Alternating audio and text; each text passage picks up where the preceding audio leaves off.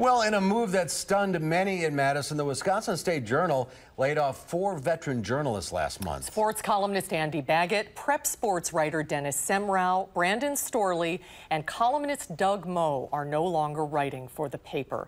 But Doug did write a special farewell column.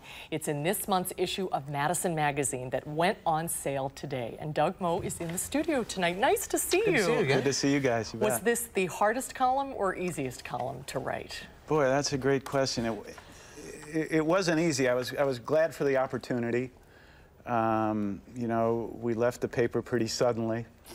And John Roach reached out, which made some karmic sense because I had asked John 20-some years ago I was editor of Madison Magazine, and got John to write his column. He was such a great lunch companion.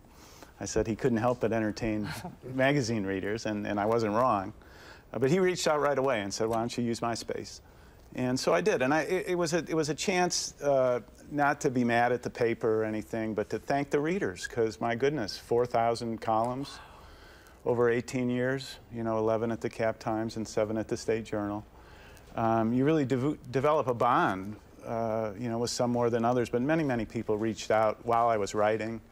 And so this was a nice chance to say thanks. It was fun telling those stories for two decades. Were you surprised by the move the paper made? I was surprised. I had, for what this is worth, you know, won all kinds of reader popularity polls and those sort of things. However, the industry is in a very tough spot. It's challenged. Budgets are tough. And, you know, it happened. It's not unique to Madison. Well, when it happened, I think it sent a chill up the spine of every journalist that I know. For everyone involved, but for you especially, with your reputation and your experience and accomplishments. And ever since it happened, everybody keeps saying to me, what is happening in journalism? Yeah, you know, I have good friends still doing good work there, so I wish them well. They are in a tough spot. But a door closes and a door opens, you know. I've been busier this last month, really almost than when I was writing 4 columns a week. I kind of kicked the rust off my independent shingle and got a couple of book projects going.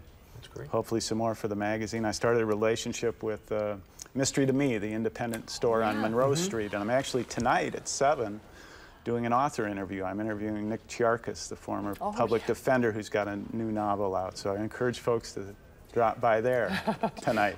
I'm shilling already. That's what you gotta do. Did you have a favorite story, a favorite column? You know, I mentioned it in this one, Mark. A couple I mentioned. One, I got to spend an afternoon with Joseph Stalin's daughter, Lana Peters, up in Richland Center. That was remarkable. We actually formed a friendship. She would call me.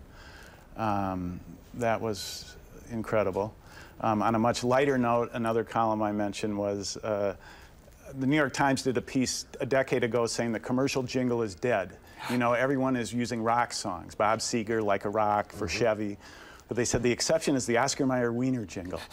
And then one day I tracked down the guy who wrote it, man in his 70s, marvelous guy, Richard Trentledge, lived outside Chicago, got him on the phone, did the column, got a picture, all that in one day. That was a good day in the newspaper business. But he said, I put my kids through college on the Oscar Mayer Wiener jingle. Love it. Well, we are looking forward to whatever lies ahead for you, Doug, and we appreciate all your work. It sounds trite, but every end is a beginning, too. And I have a feeling you're going to be busier now than you have ever been before. So we're really I appreciate it, you guys. I love coming in, so thanks. And don't let Nails Tails win. Doug, thanks. See you around.